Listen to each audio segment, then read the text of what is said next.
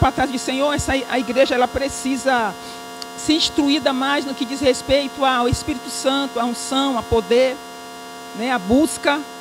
E eu entendi que o Senhor, que era também algo de Deus, né? Apesar de ser uma insatisfação minha, eu entendi que Deus também estava nisso.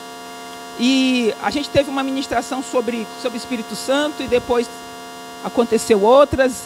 Mas domingo, quando a irmã Zenilde, a pastora Zenilde nos chamou aqui, eu entendo que isso é uma realidade.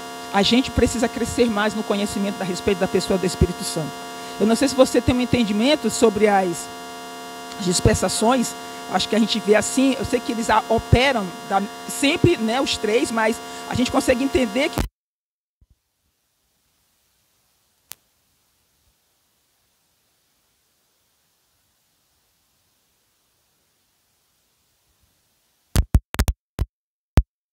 um entendimento real, não consegue ter um entendimento de quem ele é e do que ele pode fazer, qual é o nosso papel.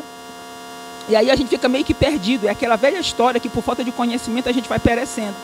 Então domingo, quando a gente teve aquele chamado para vir à frente, eu fiquei muito feliz com a igreja, porque eu estou percebendo que a igreja está começando a despertar para essa realidade, para essa necessidade de nós, de termos uma intimidade com esse Espírito. E aí eu quero conversar um pouco com vocês sobre isso, sobre a pessoa do Espírito Santo, né? Eu não sei se vocês têm um conhecimento. Eu procurei a informação e não encontrei. Mas existe uma profecia, não só uma, né?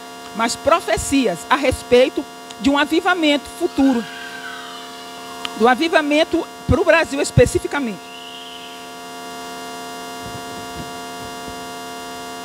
E algumas pessoas dizem, inclusive, que esse avivamento começaria aqui por São Luís. São Luís, o avivamento aqui no Brasil teria como ênfase em São Luís. Isso daí são conversas de muito antigamente e pessoas que vieram de fora para cá, inclusive judeus, que Deus mandou que viesse e mostraram cidades para ele, e uma delas foi aqui São Luís. Então, assim, você não precisa crer como eu, mas eu acredito nisso. Eu amo profecia. Eu acho que o espírito de profecia é um espírito que está latente na igreja. Assim como antigamente a igreja, a palavra de Deus já alertava que mataram profetas, mataram o espírito de profecia. Porque eu entendo que o espírito de profecia é aquele que anuncia as coisas que Deus irá fazer.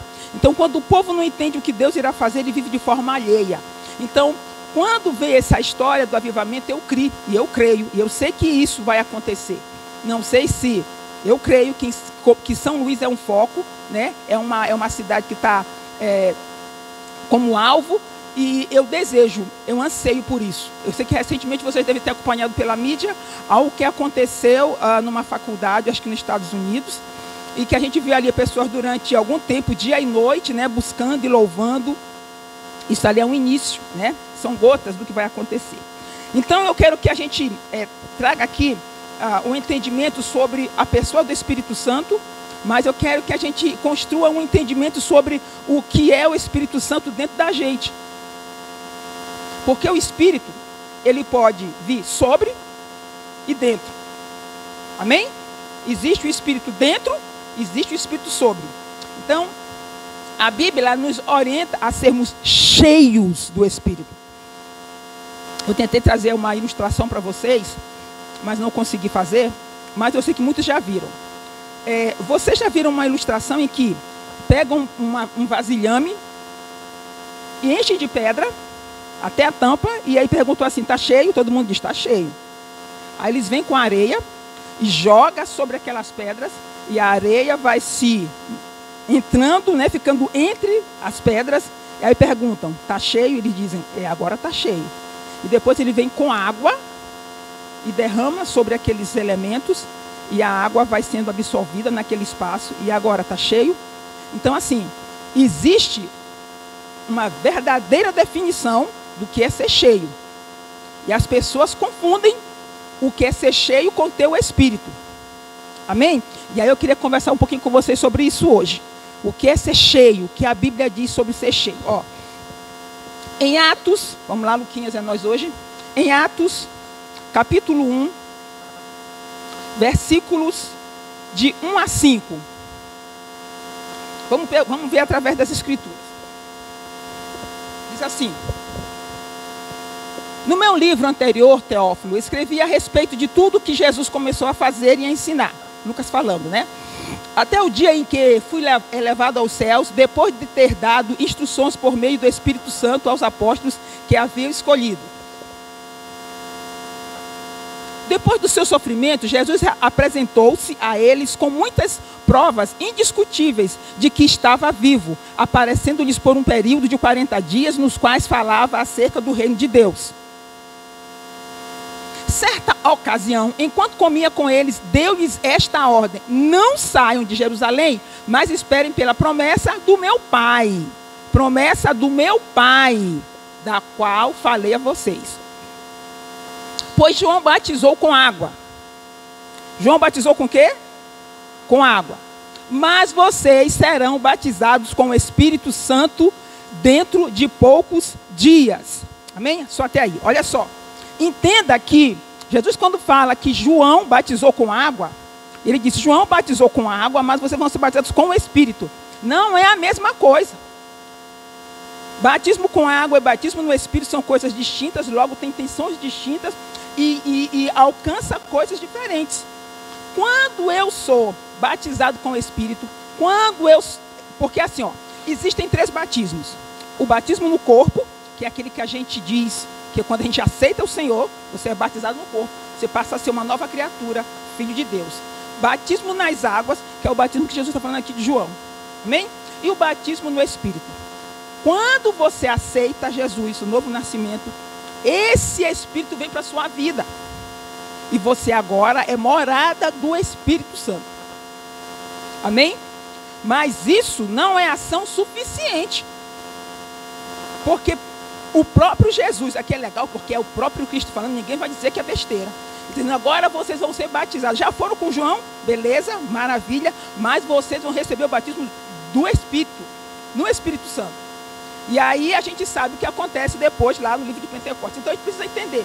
Porque tem algumas pessoas que dizem assim, ó, eu já aceitei o Senhor, já fui batizado nas águas e está tudo bem. E não está tudo bem. Porque Jesus, ele mandou esse batismo. Foi ele que anunciou que viria. E a gente precisa entender se foi ele, alguma coisa importante tem. E entenda que ele nem deixou facultativo. Foi batizado nas águas? Tá, então beleza. Mas, ó, vocês foram batizados e serão também batizados com o Espírito Santo. Então são coisas que para Jesus é importante. Tá certo? Vamos continuar o pensamento. Em Atos 2,4, vamos ver o que diz em Atos 2,4? Nós vamos andar aí hoje, viu, Luquinha? Em Atos 2,4, deixa eu ver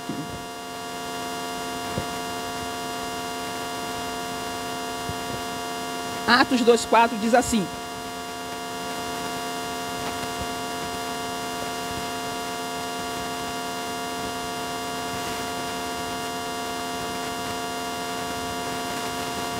em Atos 2,4 diz assim: todos ficaram cheios do Espírito Santo e começaram a falar em outras línguas conforme o Espírito permitia que se expressassem. Olha só.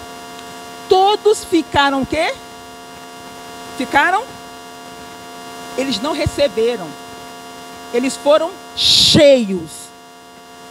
Amém? Eles foram cheios do Espírito.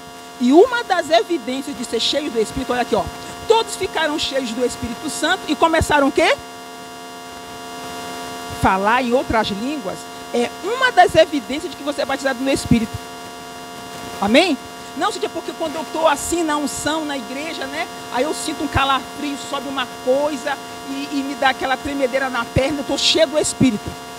Pode ser. Mas a evidência de que você foi cheio é falar em outras línguas. E você precisa entender aqui, ó, quem eles eram antes do batismo.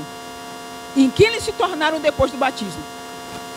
Eu acho interessante que a gente vai correr aqui no pensamento, senão eu vou me adiantar no meu raciocínio. Então, olha só. Aí no versículo 4 de Atos, diz que eles foram cheios do Espírito. O Espírito Santo, ele reveste o crente de poder para adoração, para serviço e para testemunho. Se você olhar a vida dos apóstolos antes do batismo e você olhar a vida dos apóstolos depois do batismo, você vê poder, revestimento é vestir por cima. É uma nova veste. Então, o crente, ele precisa ser revestido, vestido de novo, de uma nova veste. Que veste é essa? O batismo pelo Espírito, o batismo com o Espírito nos traz isso. E aí, para que serve isso? Serve para quê? Para serviço, para adoração e para testemunho. Por isso que a gente vê a diferença dos apóstolos, enquanto eles caminhavam com Jesus, e a vida deles depois do batismo do Espírito Santo. Isso daí, para a gente precisa entender que é um padrão. Vê que Jesus falou para os apóstolos, não saiam. Ele não disse assim, olha, vai acontecer aí a descida do Espírito Santo, aquele que eu prometi virá, mas assim, quem quiser ficar, fica, quem não quiser não fica, vai estar de boa. Ele disse, não saiam, até que... Então Jesus entendia isso, ele mostrou, na verdade, a importância que é o batismo no Espírito Santo. E ele estava instruindo os seus discípulos. Queridos, olha, Jesus passou 40 dias. Ele já estava 3 anos de ministério. Ele precisou morrer e ficar mais 40 dias ensinando. A gente precisa ter muita atenção para o que Jesus falava depois que ele ressuscitou. É como se ele já tivesse tido uma caminhada e precisava dar ênfase a algumas coisas que ele disse lá atrás. E quando a gente lê as Escrituras, a gente precisa ter essa visão. Cara, o que ele está dizendo? O que ele quis falar? Tente pegar as entrelinhas do que ele está ensinando. Então, eu fico preocupada quando eu vejo que uma igreja, ela não tem esse entendimento sobre o revestimento de poder. Não tem o desejo de receber isso. E é muito fácil, não precisa ninguém estar explicando, porque a própria Escritura, ela vai esmiuçando de uma tal forma que você consegue ver todo um contexto. E você consegue ver tudo o que aconteceu. Quando a gente lê o livro de Atos, a gente precisa entender que ali a igreja primitiva é o início, é o começo, é Deus nos ensinando o comportamento da igreja, como a gente tem que se comportar. E aí eu preciso entender que não é algo facultativo. Eu não tenho aquele negócio, não, eu quero ser um crente assim, porque eu acho que assim é melhor. Esse negócio de pular, de saltar, isso aí não é para mim não. Ó, deixa eu falar um negócio aqui para vocês. Eu não sou de acordo com todas as manifestações que acontecem do Espírito. Agora, só que isso não é problema meu, não. O servo não é meu. O servo é do Senhor. Então, se o irmão pula, se o outro sapateia, se o outro dá pirueta, é uma questão deles e Deus. Eu não tenho que me meter nisso. Sim, jamais, tu não tem que ter uma crítica. Meu irmão, o meu conhecimento eu uso para mim e é onde me permite ministrar. Agora, não é porque alguém faz errado que eu vou tolher aquilo na minha vida. Existe o equilíbrio. Então, porque alguém acha que ser cheio do Espírito tem que dar cambalhota, então eu não quero. Não, o julgamento não pode passar por isso. Você submete às Escrituras, o conhecimento, o entendimento que ela está dando, e você se move por ela. Não, mas é porque eles também têm e se comportam dessa forma, é uma questão deles. Mas isso não vai anular o que Deus está mandando a gente fazer. Amém, igreja? Então, quando ele fala que é para a gente, quando ele falou aquilo para os apóstolos, se nós estivéssemos naquele tempo, ou se Jesus estivesse aqui hoje, seria a mesma instrução. Esperem, sejam revestidos de poder, recebam o batismo. É a vontade dele para a igreja. Mas entendam que é uma vontade com uma intenção. Existe um propósito para isso. E qual é o propósito? Olha o que aconteceu com os apóstolos. Às vezes a gente reclama de coisas que não estão acontecendo na sociedade, por meio da igreja, na nossa igreja local. E a gente fica assim, poxa, por quê? É porque às vezes a gente deixa de seguir algumas instruções básicas. Às vezes a nossa própria vida, ela deixa de alcançar, de ter um alcance maior, ou ter uma eficiência maior, porque a gente se exime de alcançar, ou de responder, de obedecer algumas coisas que a Bíblia nos manda fazer. Porque eu entendo que, por quê? Porque tem que dizer assim, ó, rapaz, eu me tornei foi crente, não foi abestalhado não. Como que obedecer a Bíblia fosse bobagem? Um crente de verdade tem que se submeter às Escrituras, sem reserva. Deus disse, está dito, acabou. Amém? Por isso a importância da gente entender as Escrituras. Por isso é importante a gente estudar. Porque o meu pensamento, ele não vai, acredite, colaborar naquilo que Deus quer, a minha vontade. Porque geralmente o que é para fazer para Deus é algo sacrificial. E tudo que tudo que exige um pouco de sacrifício, se a gente pudesse sair, a gente vai saindo. Não é assim? Então, quando a gente entende as escrituras, lê, conhece, entende, se submete, irmão, sem reserva. Então, aqui está uma instrução poderosa para nós. Vamos continuar aqui nosso raciocínio, porque o tempo é, né? Então, eu preciso do batismo no Espírito. Então, o batismo no Espírito, ele serve para me ajudar na minha adoração, para mim ter mais facilidade no serviço e no meu testemunho. Lá em Efésios capítulo 5, versículo 18, o que ele está dizendo lá? Efésios 5, 18. Diz assim, ó: não se embriaguem com vinho, que leva à libertinagem, mas sejam cheios do Espírito. Quando Paulo fala isso aqui, ele está querendo dizer assim, ó, que não se submeta ao Espírito é como se você tivesse sob debaixo da influência real, mas estejam debaixo da influência do Espírito. E aí o que significa? Porque debaixo da influência real, da influência real, existe o Espírito.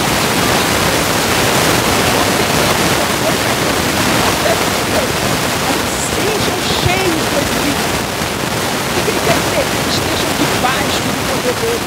Sejam submissos ao comando do seu Pai. Então, o que eu percebo é que a gente tem esse controle. A igreja lá, ela quer que as coisas aconteçam conforme o seu nome. Eu não vou fazer isso. Eu tenho que mas se algo para não se entregar comigo, mas com o Espírito sim. Comigo não, mas com o Espírito sim. O que é que se entregar? Perder o controle, está sob o domínio dele. Então não é para ficar debaixo do domínio do outro, mas com o Espírito sim. E aí as pessoas não precisam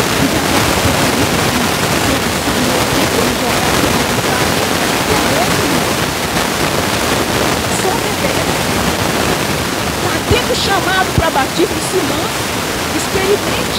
Olha, eu sei que a gente tem muita experiência, e eu vou contar aqui a minha com a respeito do batismo do Espírito. Quando eu me converti, eu fiquei sabendo,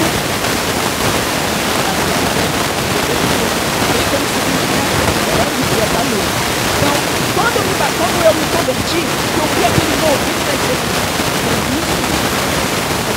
eu estava curiosa para saber. Quando eu entendi, quando eu fui para de conversar com os irmãos que era batismo no Espírito, eu comecei a pedir para ela assim, eu quero. Só que a minha igreja era longe da minha casa, de pegar ônibus, eu não tinha mais só que tinha uma igreja de iluminação próximo da minha casa. E eles tinham uma congregação durante a semana, 2 ou 3 vezes. Quando eu soube daquilo, eu disse, olha, às vezes lá batismo no Espírito, pode para lá que eu vou. Todas as vezes que eu estava disposto pela manhã para ir para lá, eu ia. E eu pedia para Deus que eu não queria meu batismo.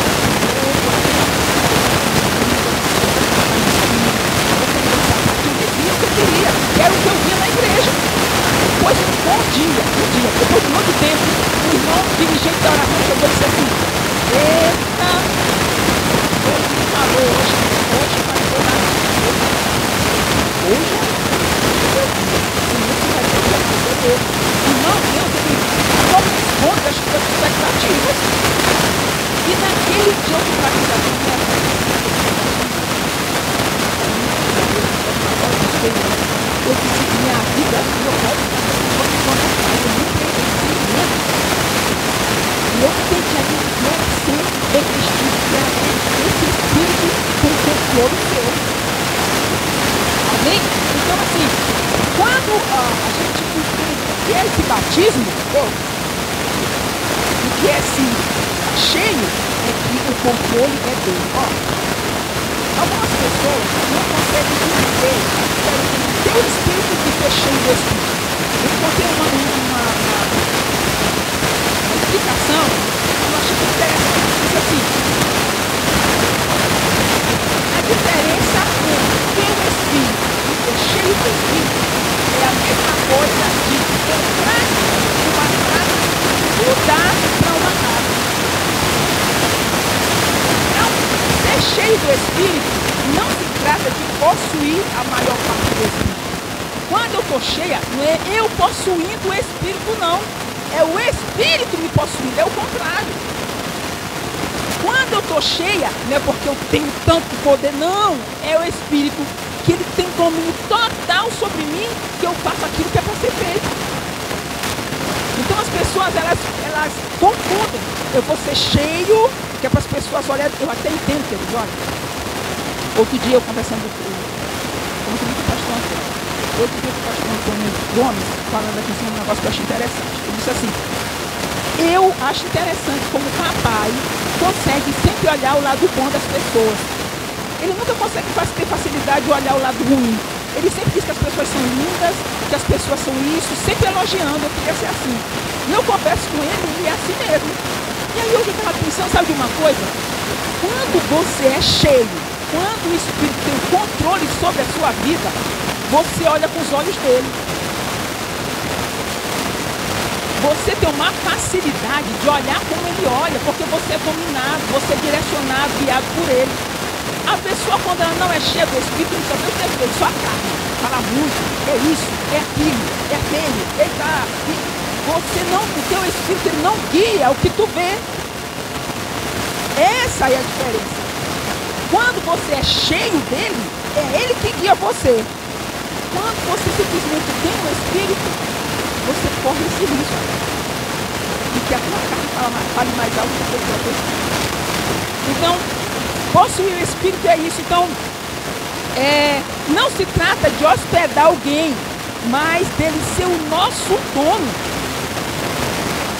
Então, quando eu sou batizada nas águas, quando eu sou batizada no corpo, ele vem, pronto, pega. Agora, quando eu sou cheio, ele manda, ele é o dono, ele dirige, ele governa. E isso não é um ato, é para ser uma vida. Obviamente que há momentos em que isso vem com mais evidência. Porque, como eu disse lá anteriormente, esse ser revestido é para o serviço, é para o testemunho, é para a adoração. E quando o ambiente está propício para isso, é mais perceptível. Mas é para ser no nosso dia a dia também. Quem é cheio do Espírito não é só cheio da igreja. Quem é cheio do Espírito tem uma vida de testemunho. Você vê quando uma pessoa é cheia do Espírito, nos relacionamentos. Tem pessoas que quando se aproximam, até é crente com crente mesmo. Estou falando de crente com crente, crente com crente. Sai faz isso. É uma fofoquinha, uma confusão, um negócio, um problema que Deus vai ter que resolver. Porque ao invés de falar, abrir a boca para abençoar, porque é cheio e o Espírito dirige, direciona, você deixa a carne fluir. Porque eu não sou abestalhado, eu tenho que falar o que eu penso, né? Eu não guardo almoço para janta, né? Eu tenho uma personalidade, começa a justificativa. Mas o próprio Cristo, ele nos chama para isso, para sermos cheios do Espírito. Não simplesmente hospedar ele. Hospedar o Espírito é isso o processo. Amém? Vamos lá. Continuando, diz assim, ó. É através do novo nascimento que temos o recebimento do Espírito. Já falei isso aqui há pouquinho. Então, eu vou pegar só umas referências sobre isso. Então, é Cristo que ele age em nossa intimidade, no nosso interior, na nossa natureza humana. Isso é o novo nascimento. É o Espírito tentando tratar você. Lembra dos frutos do Espírito? O Espírito, quando a gente hospeda esse Espírito, a gente começa a dar esses frutos dele. A gente hospeda ele como se fosse uma árvore. Ele está aqui e aí os frutos do Espírito, ele começa a dar vontade, domínio próprio, eu preciso evidenciar isso na minha vida. Mas quando eu sou cheia, eu tenho tudo isso, mas eu não tenho nada disso comigo. Amém? Gente, eu não estou falando aqui, não tem uma coisa, eu não estou falando aqui, e aí, fica assim, você pode dar para você, muita vontade de Deus, saber se é certo ou se é errado, se eu devo ou se eu devo. Amém? Vamos lá. 1 Coríntios 6, para mim aí, por favor, 1 Coríntios 6, 19. 1 Coríntios 6, 19, diz assim.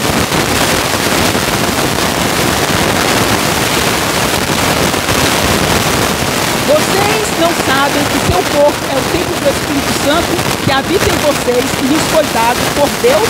Vocês não pertencem a si mesmos, Pronto, isso daí está falando quando a gente está, a habitação do Espírito Santo. Bota Romanos 8, 9, Lucas, por favor.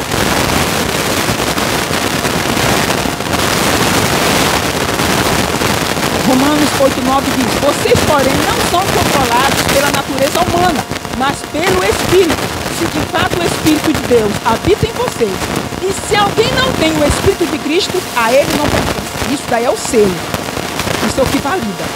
Você é de Cristo, você tem esse selo, que é o Espírito Santo morando em você. Isso através do novo nascimento. Aí, quando a gente vai lá para Atos, a Bíblia nos diz que é para ser cheios, né? Enchei-vos do Espírito.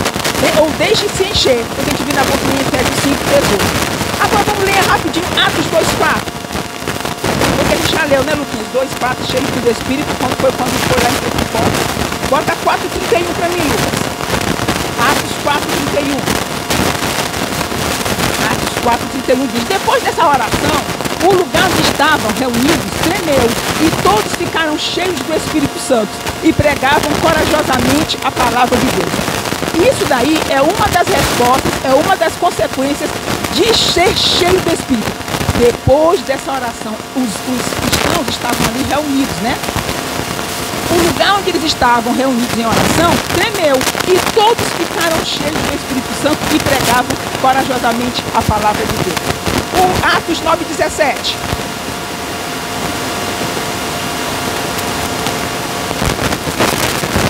Atos 9,17 diz assim: Ananias foi e encontrou Saulo.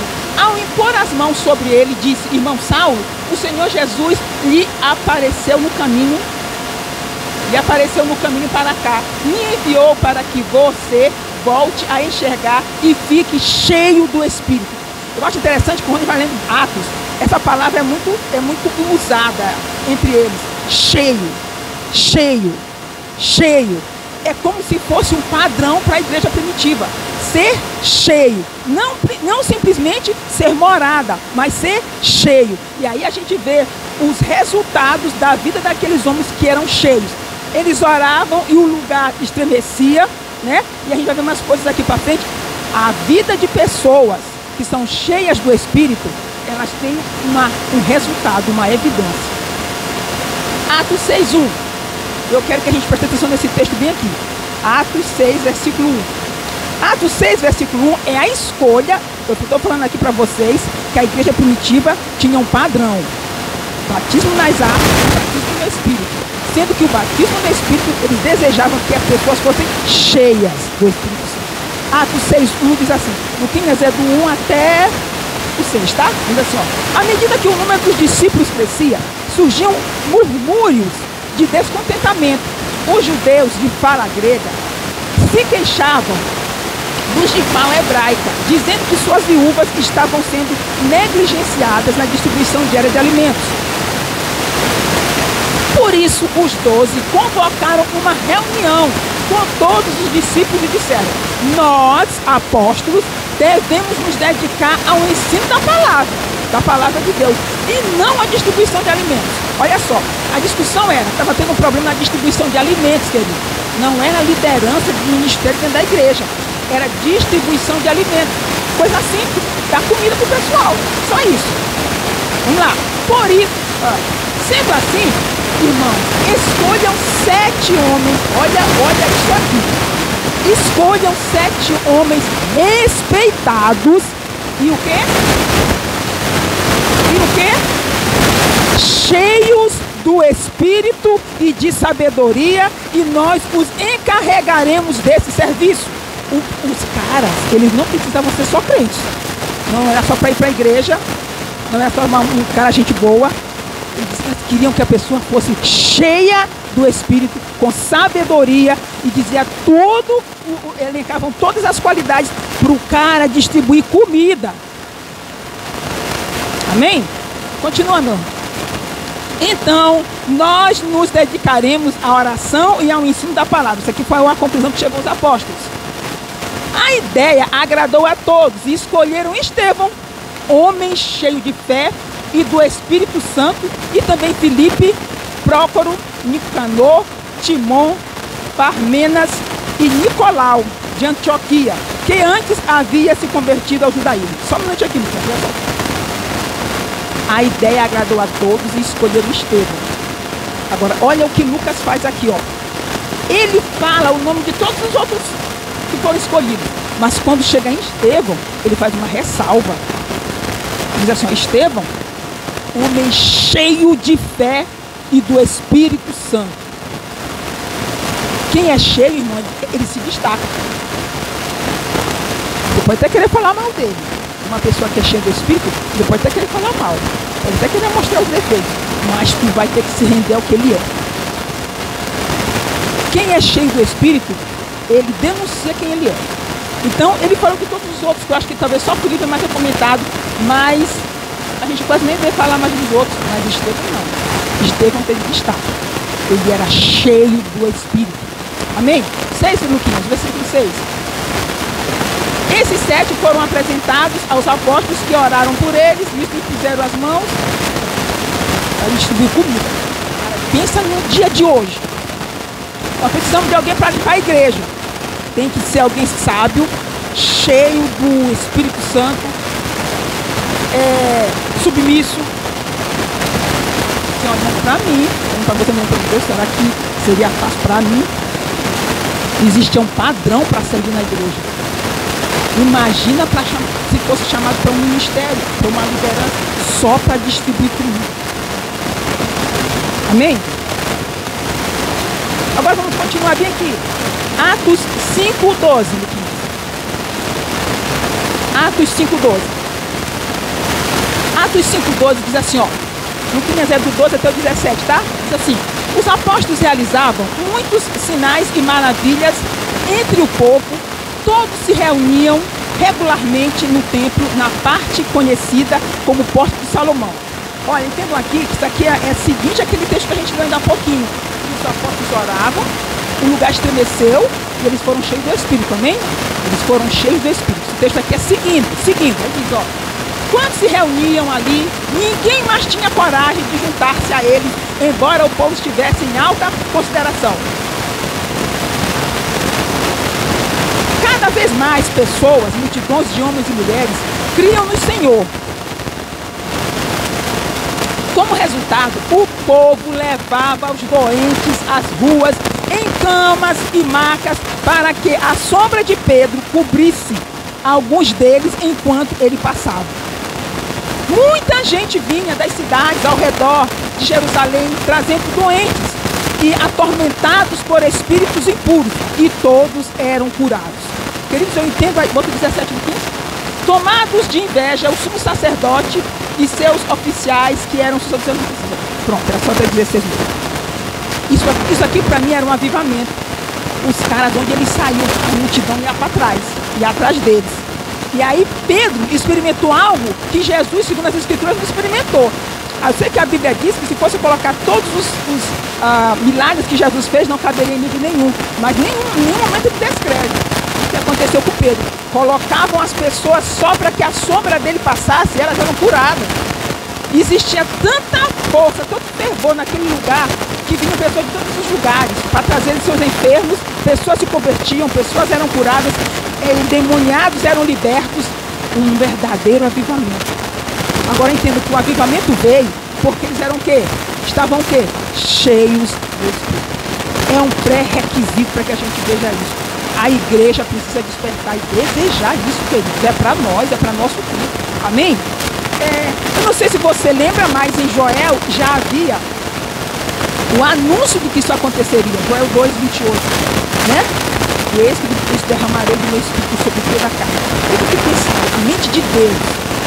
Quem foi Joel, o que tempo que ele viveu e depois de quantos anos isso aconteceu? Ele já vinha anunciando. Era para a igreja estar ali sedenta, aguardando isso acontecer. É bem verdade que na época tinha 120. Mas olha, Jesus apareceu, a Bíblia diz, para 500, se eu não me engano, 500 é de uma vez só. De uma vez só, durante 40 dias, uma única vez apareceu para, acho que foi 500. É 500 é 300, lembra aí? Lívia. Mais de 500. Uma vez só, depois da ressurreição. Num dia, tinha só 120. promessa tinha sido feita por Joel. Era para as pessoas estarem sedentas. Hoje nós temos a promessa, nós temos o cumprimento e nós estamos parados. E a gente sabe até o resultado do que acontece com quem busca. Amém? Em Atos 4:31, pode botar o termo aí, por favor? Terminando já.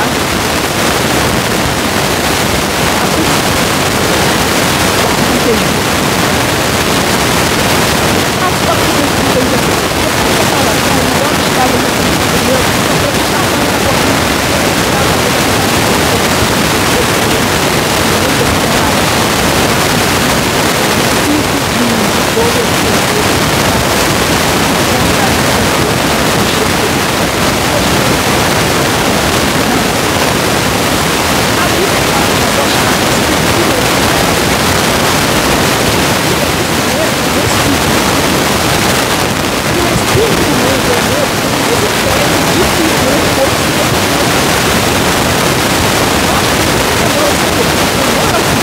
É aquilo que nos faz conhecer as escrituras e obedecer.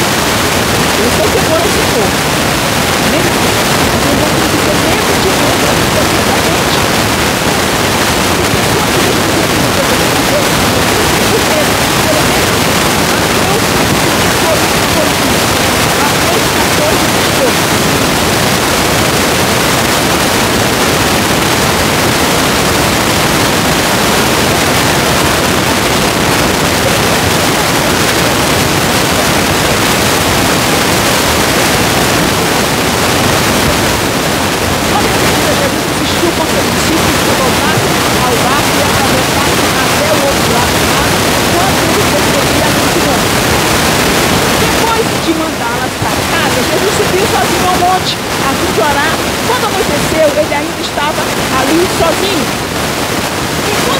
Discípulos distantes da fé, lutavam contra as ondas, pois o vento forte havia se levantado.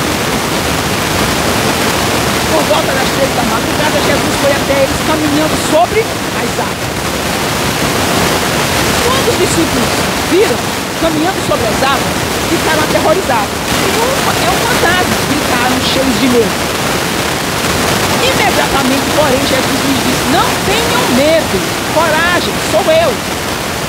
Então Pedro gritou: se és realmente o Senhor, ordene que eu vá caminhando sobre as águas até onde está. Venha, respondeu Jesus. Então Pedro desceu do barco e caminhou sobre as águas em direção a Jesus. Mas quando reparou no vento forte e nas ondas, ficou aterrorizado, ficou com medo, começou a afundar e gritou: Senhor, salve. O cara teve a oportunidade de andar com Jesus sobre as águas, andar, caminhar com ele e voltar. Uma experiência que ninguém mais teve. Ele teve a oportunidade, usufruiu um pouquinho e parou por causa de medo. O medo, ele é normal. O medo, ele quando a gente quer programar a nossa caminhada. Agora, o medo, ele não pode nos parar. E o medo não é espírito. E quando a gente tem esse medo, nós vamos dizer aqui, quem está, por favor, que terminou? Então, por favor. O medo, ele não pode nem impedir de executar as coisas de Deus. E é o que eu percebo. Algumas pessoas, elas estão temerosas de se entregarem à vontade de Deus, ao comando de Deus, e experimentarem coisas que não. Deixa eu falar para Deus. Você imagina aí, Moisés, na situação toda que está pessoal, quando Deus acabou de dizer, Moisés, pode pegar.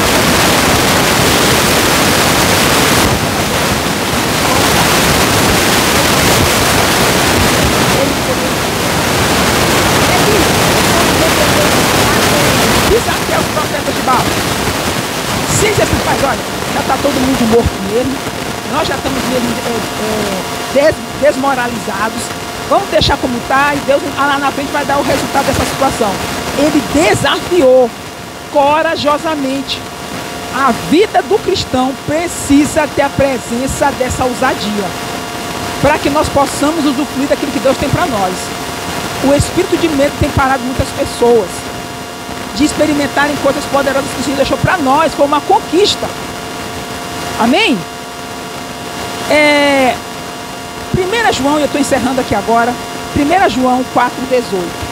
Queridos, isso tudo que eu estou conversando com vocês é para dizer para vocês que vocês precisam ter confiança no Deus que vocês servem. Amém? Porque quando você está com uma situação difícil, você faz a sua oração: Senhor, livra meu filho de tal doença, me livra fulano de tal do divórcio, livra. Você está se referindo a ele, indo até ele com uma convicção de que ele pode mudar. E por que quando a coisa inverte, quando Deus pede algo a você, você não se entrega da mesma confiança? Você tem confiança que Ele vai resolver da melhor forma os teus problemas, mas você não confia em Deus para se entregar para Ele e receber o que Ele tem para você, como por exemplo, esse revestimento de poder. Então, em 1 João 4,18 diz assim: esse amor não tem medo, pois o perfeito amor afasta todo o medo. Tem uma versão que diz que o verdadeiro amor lança fora todo medo. Nós precisamos aprender a ter confiança nesse Senhor. Quando as pessoas vêm para receber batismo no Espírito, sabe que uma das maiores coisas, uma das maiores verdades assim que o Espírito revela para nós, que as pessoas têm medo de recebê-lo. Não recebem o batismo com medo. Não confiam no Senhor. E deixam de experimentar algo poderoso. Uma experiência que você não vai esquecer nunca. E que vai trazer consequências poderosas para a sua vida. E uma outra coisa, queridos, olha.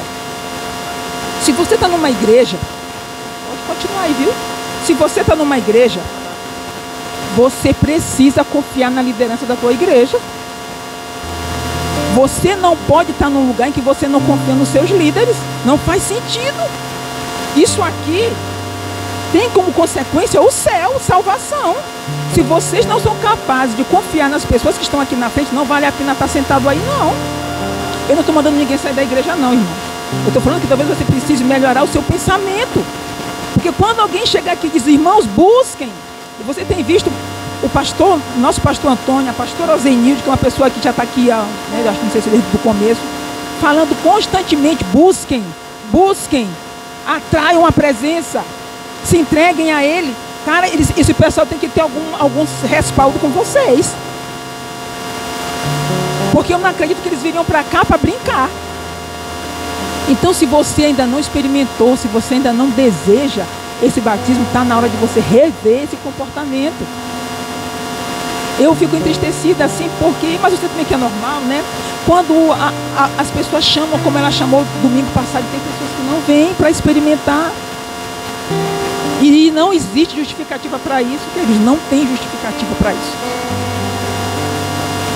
Você perde, a igreja perde, Deus perde também, porque Ele pode estar usando você onde você está de forma poderosa, se você se resolver, se deixar ser cheio, e você se esquiva disso.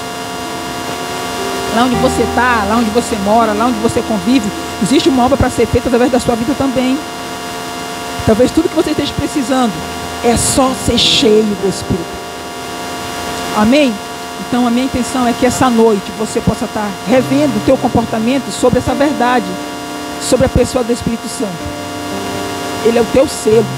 É porque Ele está na tua vida que você tem a salvação. Experimente se entregar a Ele totalmente, sem reserva. Alguém que te dá a salvação, cara, não pode ser alguém que não merece a tua atenção. Eu não acredito que alguém te dá a salvação, ele é capaz de te dar algo que não seja tão bom. Romanos diz que aquele que deu o seu filho acaso irá nos privar, nos negar alguma outra coisa. Experimentem ter confiança nele. E não se esqueçam, ser cheio do Espírito não é ser cheio de poder. É o Espírito ter poder total sobre você. Amém? Você pode fechar seus olhos para a gente fazer uma oração.